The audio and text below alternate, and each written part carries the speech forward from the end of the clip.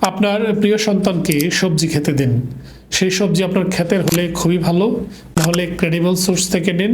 অবশ্যই যখন যেই সিজন সেই সবজি।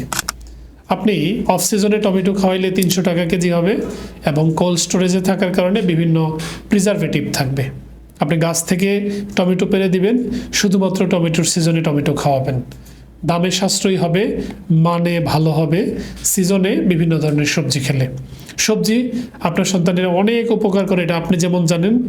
আমরা শুধু শেয়ার করব এই সবজি আপনার সন্তানের অনেক ভিটামিনের উৎস হতে পারে। বিশেষ করে রঙিন সবজি বাচ্চার চোখের অনেক উপকার করে। অন্যান্য সবজির ফাইবার আপনার সন্তানের নিয়মিত পায়খানা করা, কোষ্ঠকাঠিন্য প্রতিরোধ করা, পেট ফাঁপা কমানোর জন্য জরুরি।